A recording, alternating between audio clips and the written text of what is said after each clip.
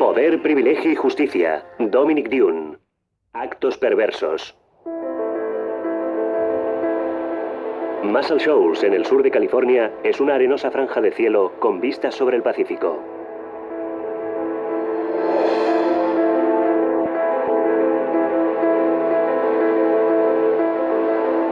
Surfistas y otros amantes del ocio se consideran afortunados de echar raíces aquí. Este pueblecito no aparece mucho en los periódicos, pero el 18 de julio del año 2000, un hombre de 36 años fue arrestado en la puerta de su rústica casa frente al mar.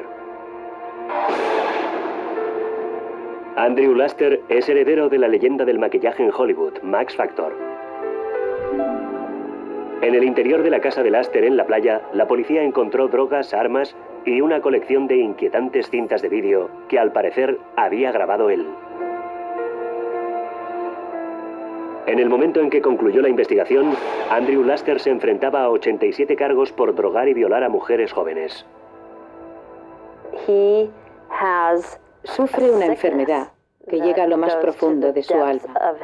Le gusta tener relaciones sexuales con mujeres que están prácticamente muertas.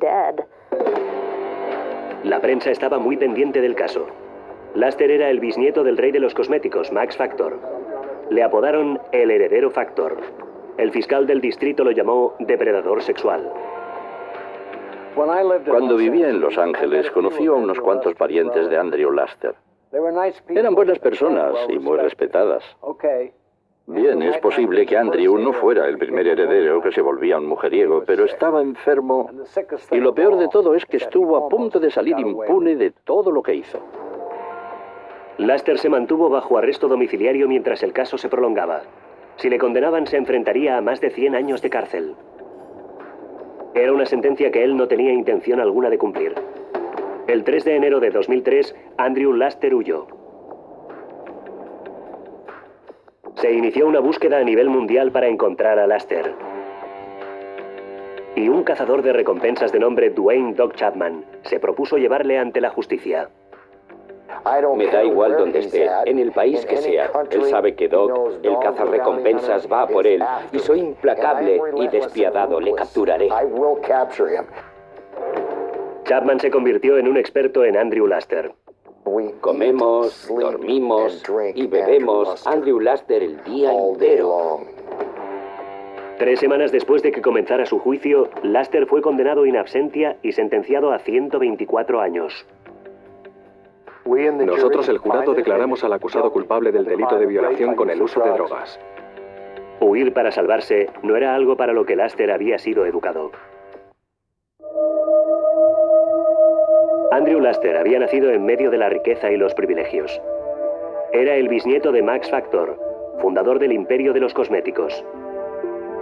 Max Factor había nacido en Polonia, emigró a Rusia y a los 20 y tantos años llegó a ser barbero del zar Nicolás II. Pero la vida en la corte era represiva para Max y huyó a América, llegando a Hollywood justo en los albores de la era del cine. Factor revolucionaría el arte del maquillaje en el cine. Era el principal cosmetólogo de Hollywood y casi todas las estrellas recurrían a él. Los famosos labios de Joan Crawford, esa boca grande y bonita, fue creada por Max Factor, diseñada específicamente para ella, en parte por quién era ella y por los personajes que interpretaba, siempre de mujeres enérgicas y agresivas. Pero la belleza no era solo para las estrellas de Hollywood. En la década de 1960, la empresa familiar pasó a cotizar en bolsa y los Factor nadaban en dinero. En 1963, la nieta de Max, Elizabeth, dio a luz un niño, Andrew Stuart Laster. Andrew, a quien su familia llamaba Drew, creció en la exclusiva Malibú, en California, entre las propiedades de los ricos y famosos frente al mar. Se crió en la zona de Malibu Road, a la colonia, justo en la playa. Y tenía su doncella, su niñera, su cocinera, y una forma de vida bastante fácil. Hacía lo que quería y tenía mucho dinero. Cuando Andrew tenía 5 años, su madre, Elizabeth, se divorció de su padre, el doctor Henry Laster, que murió pocos años después. Según su madre, Andrew quedó destrozado. Se pasaba horas a solas con sus numerosas mascotas. Había solo otra cosa que le interesaba. Como muchos chicos de Malibú, estaba obsesionado con el surf. Les encanta estar en el agua, buscando solo esa ola perfecta, que es como su meta. Encontrar el escenario perfecto. Cuando Andrew terminó la secundaria en 1981, se hizo a sí mismo un insólito regalo de graduación. Su propia casa de playa, en Muscle Shoals. Muscle Shoals era una auténtica comunidad de playa. Está entre Ventura y Santa Bárbara, ¿sabe? Es como el paraíso para un surfista. Es despertarse todas las mañanas y contemplar el océano. Laster vivía en la casa de la playa mientras estudiaba en una universidad local. Pero dejó los estudios antes de obtener un título. No le hacía falta trabajar y no le hacía falta madurar. En cambio, sí sabía en qué quería emplear su tiempo. Se pasaba el día al sol, deslizándose sobre las olas. Después comía un poco, tomaba un poco de cerveza e iba tras algunas mujeres. 40 minutos y este pez todavía se resiste. Laster nunca conservó un empleo. Especuló algo en bienes raíces y solía decir que era agente de bolsa. En el agua azul. Su principal fuente de ingresos era su fondo fiduciario. Con ese dinero se compró una segunda casa, un apartamento en la población pesquera de Cabo San Lucas, México. Vale, esta es la razón por la que... Laster era un experto pescador y le gustaba alardear ante la cámara con la caña y el carrete. Fíjate en esto. Fíjate en esto. Sin duda alguna le gustaba estar ante la cámara. No parecía ser nada tímido. Miraba directamente a la lente y no paraba de hablar. Me ha costado casi 1 hora y media pescar a este cachorro. Y cada minuto ha valido la pena. Ha peleado como un perro. No quería rendirse. Para Laster aquello era el paraíso. Iba al cabo varias veces al año solo por su surf y su pesca de altos vuelos. Pero también iba por otra cosa. 1, 2, 3, 4. Su notoria vida nocturna. Cabo Wabo, Squid Road, el Giggling Marlin. Sí, ahí es donde está la acción. Las mujeres vienen aquí a soltarse y los hombres surfean durante el día y persiguen a los marlines y por la noche salen a perseguir a las mujeres. A principios de los años 90, Laster entabló una relación con una mujer. Tuvieron 2 hijos juntos, pero no se casaron. Tenía 30 y pocos años, pero a Laster no le interesaba el matrimonio. Era un solitario y aún quería solo jugar. Además tenía un nuevo juguete, una cámara de vídeo. La cámara se convirtió en su pasión. La vida pasó a ser un largometraje cuyo protagonista era Andrew Laster. A la luz del día, la estrella era un afable surfista. Pero a la caída del sol, Andrew Laster se convertía en algo pervertido y predatorio. A lo largo de los años se fue metiendo en esa zona de peligro de la desviación sexual. Andrew Laster tenía un tornillo flojo y a cada minuto se le iba aflojando más. Sus retorcidas perversiones y su sentido del derecho eran una peligrosa combinación. Lentamente, Laster se iba convirtiendo en un monstruo.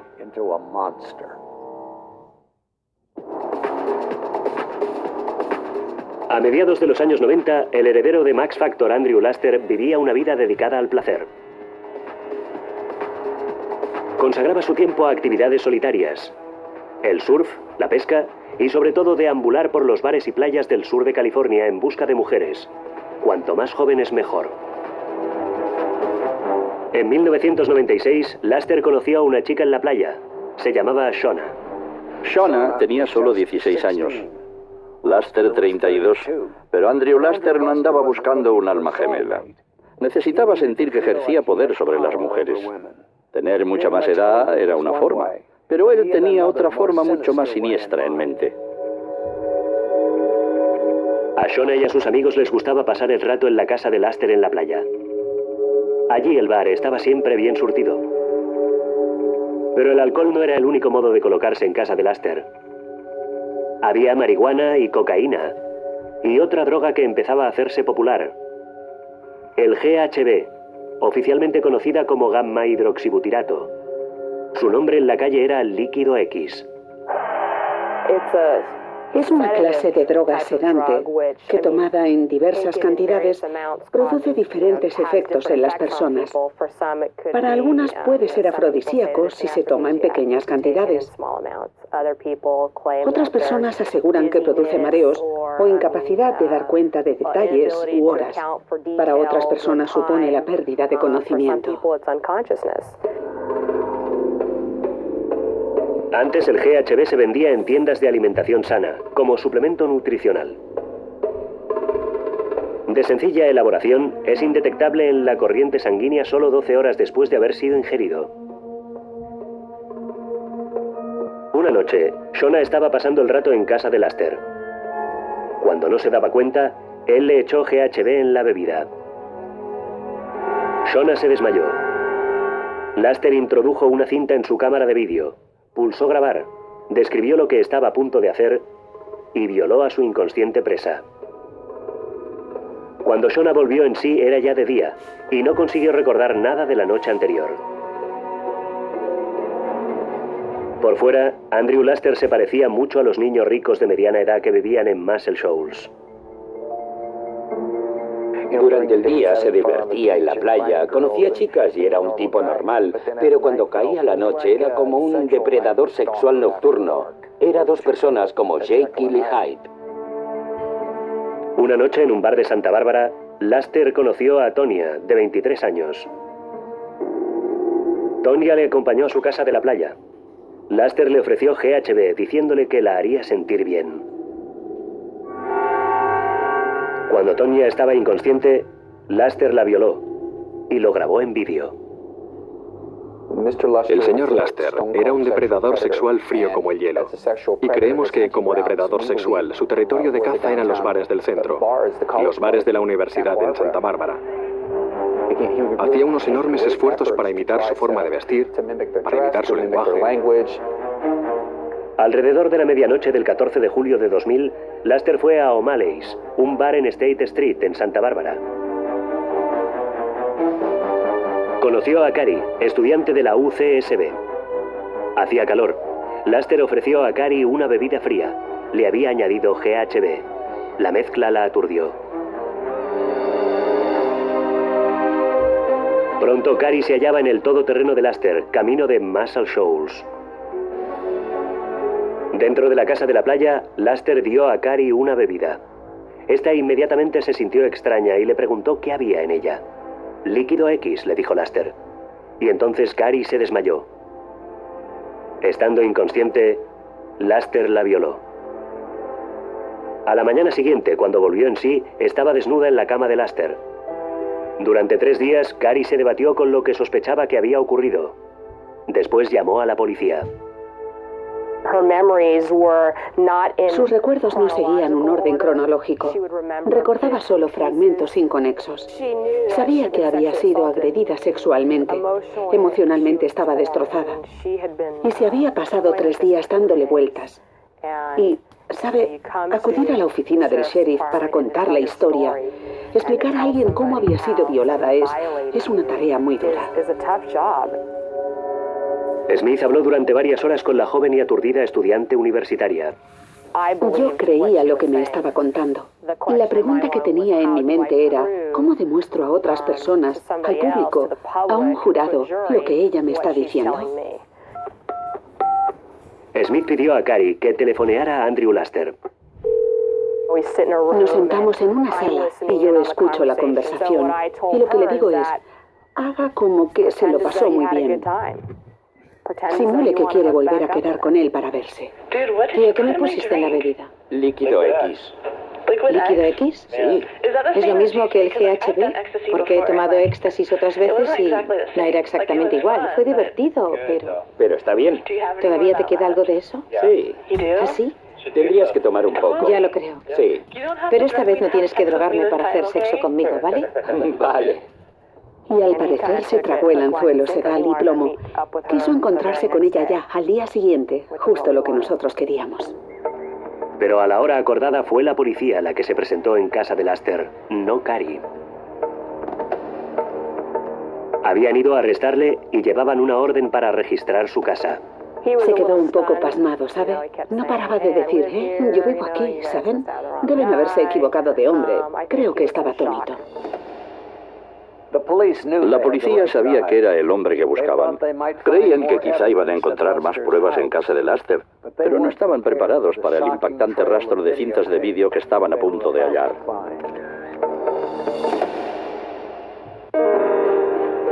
En julio del año 2000, el heredero de Max Factor, Andrew Laster, fue arrestado frente a su casa de la playa en California por la violación de Carrie Doe.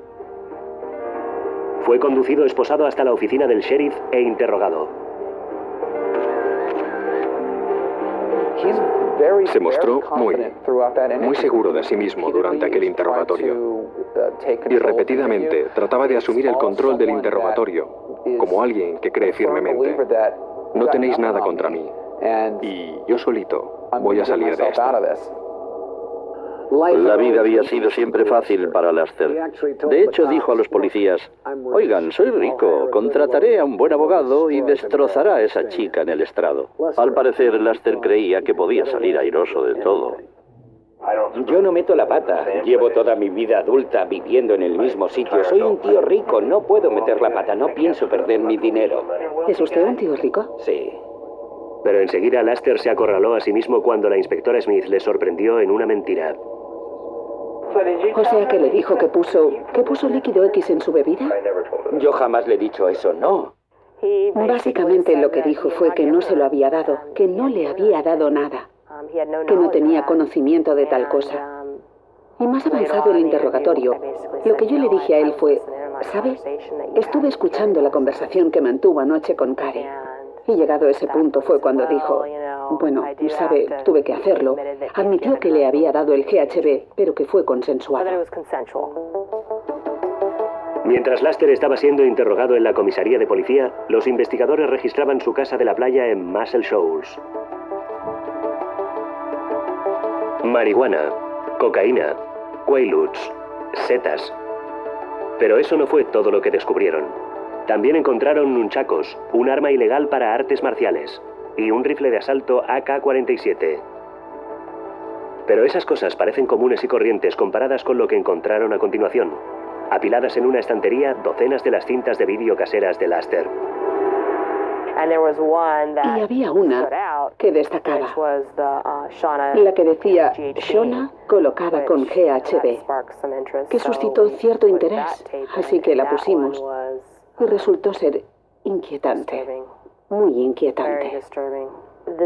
La cinta empieza y muestra a una chica inerte, y después entra él en el encuadre, y se sienta en el borde de la cama, de cara a la cámara, y empieza a narrar. Describe, muchas personas sueñan con Navidad y Acción de Gracias. Yo sueño con esto.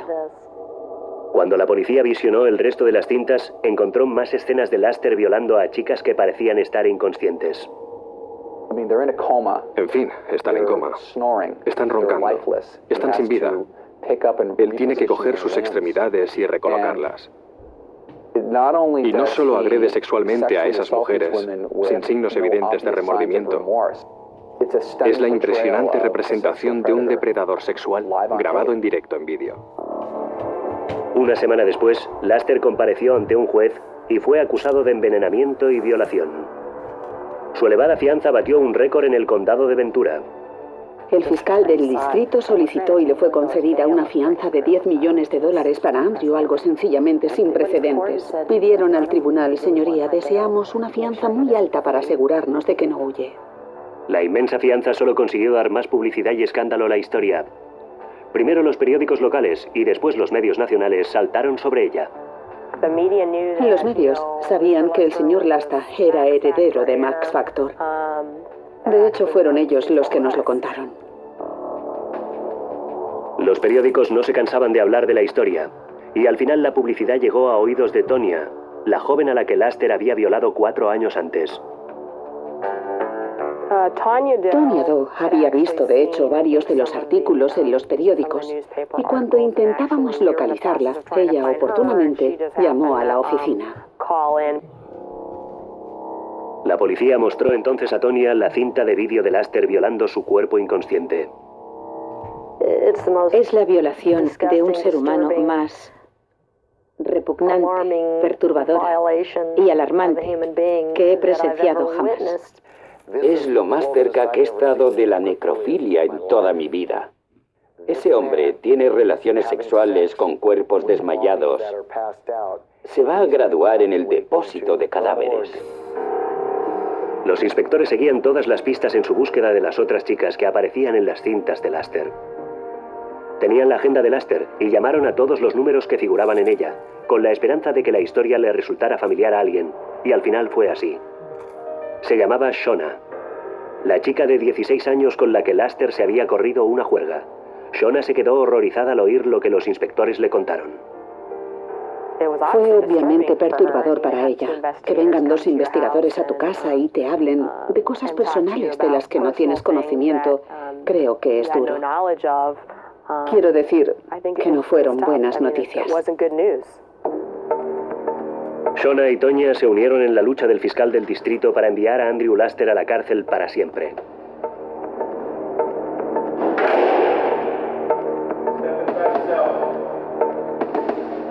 El hombre que había hecho siempre lo que le placía estaba encerrado en una celda de 1,5 metros por 2,5 metros, y se le permitía salir 1 hora al día para hacer ejercicio y ducharse. Durante toda su vida, el dinero le había abierto las puertas a Andrew Laster, pero ahora no le abría la puerta de su celda en la cárcel. Laster estaba seguro de que había un modo de salir. Desgraciadamente tenía razón.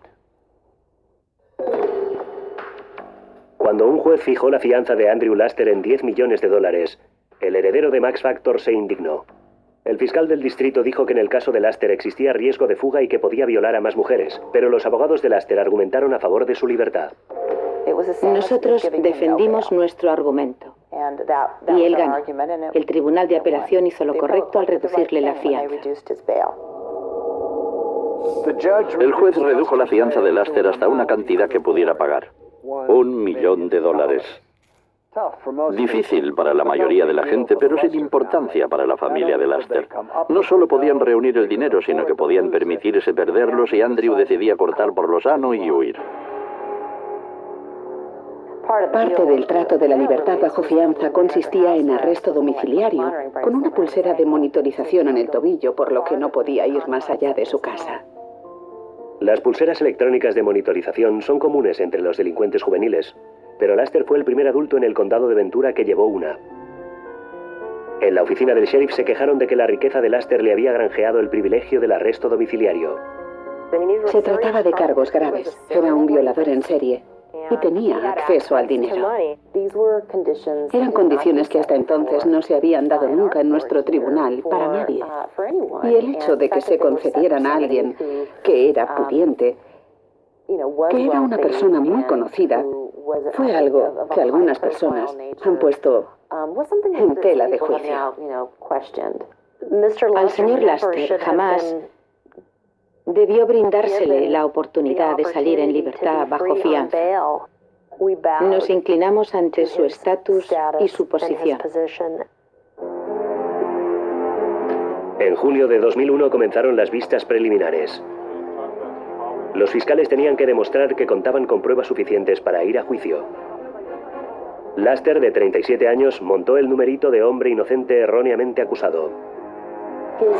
Su lenguaje corporal mostraba a un hombre desafiante. Daba la impresión de que pensaba luchar contra aquello, de que creía que aquellos cargos eran falsos, que aquellas mujeres mentían, que las relaciones sexuales que mantuvieron fueron consensuadas y que se trataba de un problema en realidad, de una oficina del fiscal un tanto mojigata, ¿sabe?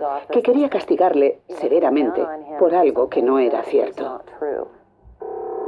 3 de las supuestas víctimas de Laster, Carrie, Shona y Tonya, testificaron que fueron drogadas hasta quedar inconscientes. Las cintas de vídeo que grabó Laster mostraron lo que sucedió a continuación. El señor Laster tiene múltiples oportunidades de retirarse y poner fin a las agresiones sexuales. En cambio, va y cambia la música. Trae otros objetos externos para incorporarlos a la agresión sexual. Y cada vez que lo hace, son nuevos cargos. Las pruebas eran abrumadoras. El juez ordenó que Laster fuera sometido a juicio por envenenamiento, violación, posesión de arma mortal y agresión sexual. 87 cargos en total. Cada cargo suponía una condena en prisión. Si era declarado culpable, Andrew Laster podía ser condenado a más de 100 años. Pero la riqueza de Laster suponía que podría costearse el mejor equipo legal que se podía comprar con dinero. Lo que compró con su dinero fue al famoso abogado defensor de Los Ángeles Roger Diamond y a la letrada de apoyo Kiana Sloan Hillier. De inmediato, Diamond ajustó cuentas con la acusación y una hambrienta prensa engulló ávidamente cada palabra. Este juicio se habría celebrado hace mucho tiempo si el fiscal del distrito hubiera permitido que fuera público. La defensa estaba empeñada en lograr que el caso se litigara en los medios. Queríamos que el caso se juzgase en la sala de un tribunal. Ahí es donde se celebra un juicio justo, en la sala del tribunal, no en la primera plana del Times, ni en el noticiario. El juez estaba de acuerdo y emitió una orden de mordaza, tanto para la acusación como para la defensa. A ninguna le estaba permitido hablar con la prensa. La defensa procedió a presentar una moción tras otra, lo que demoró el comienzo del juicio. Los abogados de Laster alegaban que el condado de Ventura estaba conspirando contra su cliente. Había personas de la defensa que creían que existía un esfuerzo conjunto contra Andrew y que todo el mundo estaba involucrado. Desde la acusación hasta el juez, pasando por el sheriff. La estrategia pasó a ser, sometamos a juicio a todos los demás, juzguemos a la policía, juzguemos a la acusación, juzguemos a todo el sistema judicial y hagamos que este caso gire en torno a cualquier posible tema que se nos pueda ocurrir, siempre que no tenga nada que ver con la culpabilidad o inocencia de Andrew Laster. La defensa argumentó que la evidencia clave, las cintas de vídeo de Laster manteniendo relaciones sexuales con las víctimas, habían sido alteradas, y sin visionar las originales, no podían defender con eficacia a su cliente. Las cintas que se mostraron al tribunal y a la defensa eran versiones editadas de las cintas originales de Andrew. Les habían añadido subtítulos y jamás llegamos a ver las cintas originales. Tuvieron oportunidades de visionarlas y nunca aprovecharon dichas oportunidades. Así que ellos tenían copias exactas de lo que nosotros tenemos. Los abogados de Laster también adujeron que las mujeres de las cintas habían consentido tener relaciones sexuales con él. Pero dicha estrategia fracasó cuando un tribunal de California dictaminó que un hombre no podía mantener relaciones sexuales con una mujer que estuviera inconsciente, aunque ésta hubiera dado ya su consentimiento. La defensa tenía que encontrar una nueva estrategia, y sin perder un instante lo hizo. Señalaron a Waves and Babes, una película de porno blando producida por Laster. La defensa dijo que Laster aspiraba a producir películas porno y que las víctimas aspiraban a protagonizar películas para adultos. Sí, era aspirante a productor de películas porno. La cuestión era si aquello era pornografía o violación. Existe todo un género de pornografía que tiene que ver con mujeres que fingen estar inconscientes y de forma muy convincente. Era lo mismo ver aquellas cintas y pensar que se trataba de una filmación de porno amateur, que contemplar cómo se desploman las Torres Gemelas y pensar que se trata de un efecto especial de Hollywood. Y para agravar más la atmósfera de circo que imperaba, estaba la tensión entre los abogados. Uno de los abogados de la defensa hizo referencia al fiscal del distrito y sus secuaces. Por lo tanto, había mucha animosidad. Al final, el juez Ken Riley se hartó. El juez se puso a gritar al abogado defensor, que a su vez le gritaba al juez. Y el juez decía, mire, ¿sabe qué le digo? Vamos a ir a juicio, se acabó. Vamos a iniciar la selección del jurado. Con su cartera repleta y sus inteligentes abogados, Andrew Laster había conseguido demorar el juicio durante casi 2 años y medio. Pero el momento de la verdad había llegado.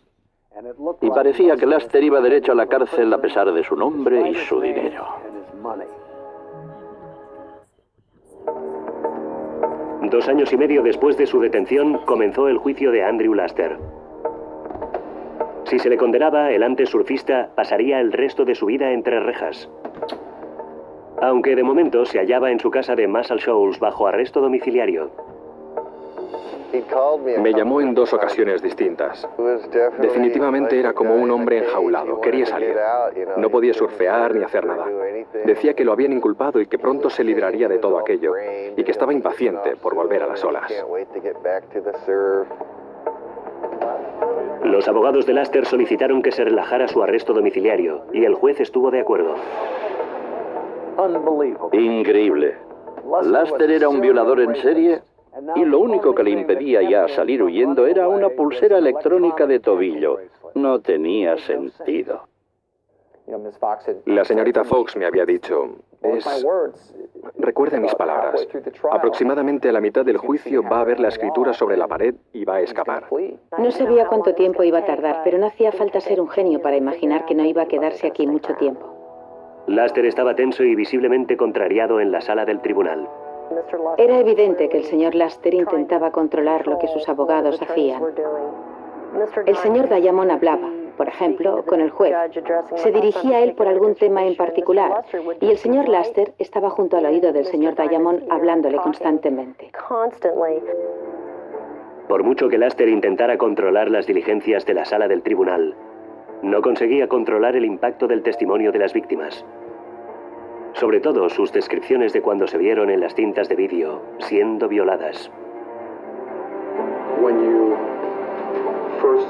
Cuando vio por primera vez la cinta y vio al acusado realizando esos diversos actos sexuales en su cuerpo, ¿cuál fue su reacción? Es muy repugnante para mí.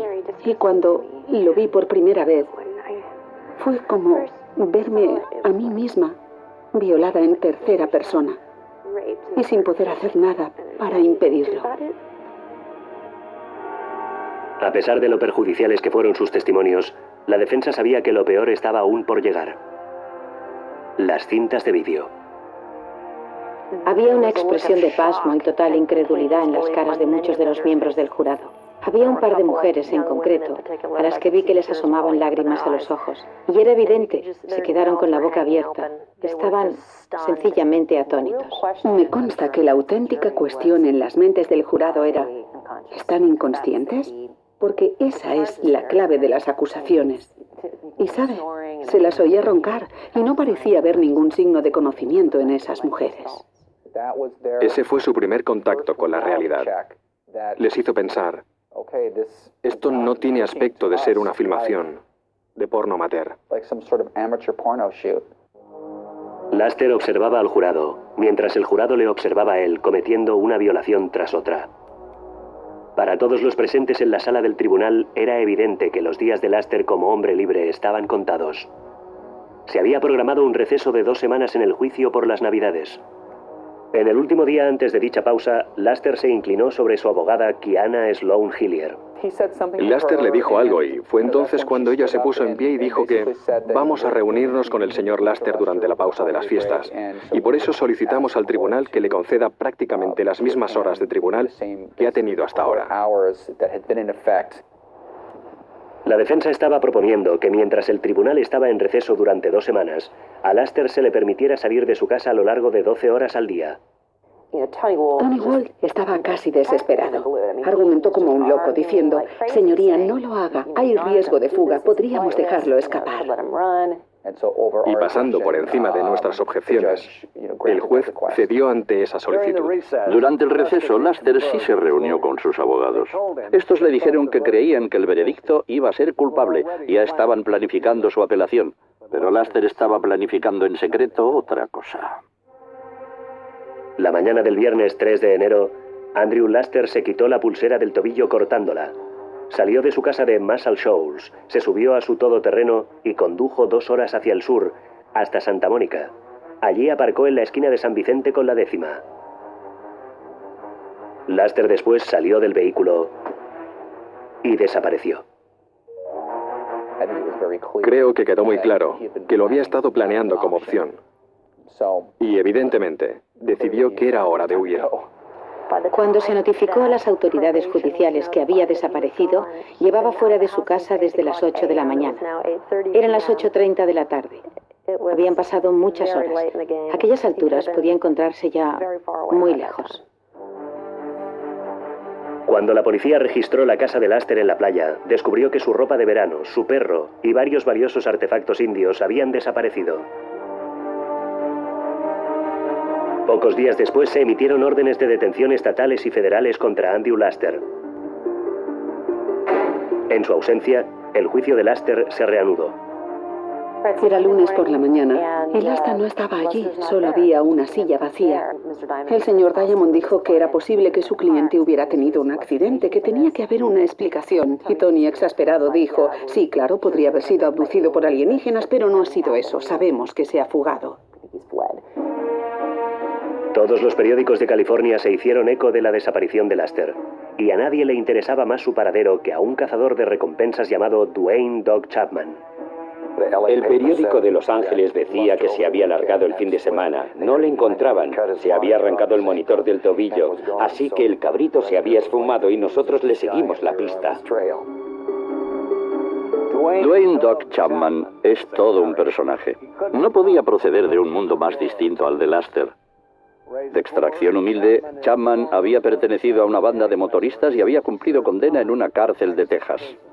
Laster tenía un cazador de recompensas rubio teñido, siguiéndole el rastro, y la historia estaba a punto de volverse aún más extraña. El lunes 6 de enero se reanudó el juicio por violación de Andrew Laster, sin el acusado. 3 días antes, Laster se había saltado la libertad bajo fianza y había desaparecido. Le diría a Andrew Laster, por favor, regrese ya. No le hace ningún bien estar ausente. El abogado de Laster, Roger Diamond, pidió ser eximido del caso, pero el juez dijo no. Aquella era una tarea a la medida de Diamond. Roger Diamond intenta defender a un cliente que no está presente para explicarse, que no puede ocupar el estrado para defenderse. Planteó una defensa muy celosa del señor Laster. Cogió una brocha grande y trató de pasarla sobre el abanico de las pruebas. Prácticamente llamó a las víctimas zorras y dijo que no se merecían el criterio del jurado. Eso, en resumen, fue lo que dijo. No lo dijo con estas palabras. Y lo mío ha sido un grosero exceso de simplificación, pero lo que dijo a los miembros del jurado fue, ellas no son dignas de su consideración, porque fíjense en cómo se comportaron. Pero el jurado no lo vio de esa forma. Nosotros, el jurado, en la acción judicial de referencia, declaramos al acusado Andrew Stuart Laster culpable del delito de violación con el uso de drogas. El 21 de enero, Andrew Laster fue condenado por 86 de los 87 cargos de envenenamiento y agresión sexual. Fue sentenciado a 124 años de cárcel, pero no iba a pasar ni un solo día en prisión si no era capturado. El cazador de recompensas Doc Chapman estaba decidido a encontrar al fugitivo.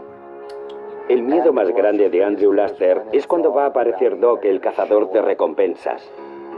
He de atraparlo. Chapman era un cristiano renacido con ansias de publicidad. Decía que los delitos de Laster lo ponían enfermo. Lo ocurrido hizo poner a Chapman la superdirecta. Estaba empeñado en llevar a Laster ante la justicia. Las autoridades federales y estatales también iban a la caza de Laster, usando un método más que probado: seguir el dinero. Cuando intenta acceder a alguna cantidad de dinero, esté donde esté localizado, lo que le debe preocupar es si el FBI sigue el rastro de esos fondos, de ese dinero, o si está siendo controlado por el Departamento de Tesorería, el Servicio Secreto o la Interpol. Pero Chapman no iba tras el dinero, él iba tras el hombre. Tenemos mapas de dónde ha estado, de a dónde podría ir. Sabemos cómo es su personalidad, qué número de calzado lleva, si es gemelo, si lleva tatuajes. Los investigadores dijeron que no les importaba que Doc Chapman buscara a Laster. Si Dwayne Chapman, la televisión judicial, los más buscados de América, quien sea, donde sea, como sea, localizan a Andrew Laster, más apoyo para ellos. En junio, Chapman recibió el soplo de que Laster se hallaba en la ciudad mexicana de Puerto Vallarta, frecuentando clubs y persiguiendo mujeres. Encaja a la perfección con el perfil del depredador. El rollo sexual, los burdeles, ¿sabe? $5 por un buen rato, la vuelta al mundo, cosas de ese tipo. Encaja que pueda estar ahí. Chapman se subió a un avión y el 18 de junio detectó a Laster en un puesto de tacos cerca de su hotel a $35 la noche. Era el momento que había estado esperando. El cazador de recompensas saltó sobre el fugitivo y tras un forcejeo arrastró a Laster a su furgoneta y salió a toda velocidad. Los transeúntes vieron la pelea y llamaron a la policía mexicana. En cuestión de minutos, la policía alcanzó a la furgoneta, agarró a Laster y lo metió en el calabozo. La captura de Laster apareció en todos los titulares. En pocos días, el FBI tenía a Laster bajo su custodia y lo llevaba rápidamente a los Estados Unidos. Por fin, después de 3 años de esfuerzos para eludir la cárcel, Andrew Laster, el heredero fugitivo, estaba entre rejas. Y con toda probabilidad, para pasar el resto de su vida allí. Su conducta no fue perfecta, obviamente. Pero Andrew Laster fue sentenciado a 124 años de cárcel. Estoy convencida de que no se le hizo un juicio justo. O sea que, por lo que parece, no siempre se da el caso de que los adinerados consiguen comprar su libertad. Era un caso por violación de víctimas inconscientes. Habían sido drogadas, eran incapaces de resistirse y eso marcaba la diferencia. Cuando la cosa se puso muy negra, no les quedó ya ninguna posibilidad de usar algún recurso para eludir el peso de esas cintas. Eran sencillamente las pruebas más aplastantemente contundentes que había visto jamás. Él mismo se había condenado en su egoísta persecución de ese repugnante placer. Andrew Laster tenía dinero suficiente para atraer a muchas mujeres. Tenía dinero suficiente para lograr que hicieran lo que él quisiera, pero eso a él no le satisfacía. Y al final, no hubo en el mundo dinero suficiente para tapar sus retorcidos delitos. Dominic Dunne, para la televisión judicial.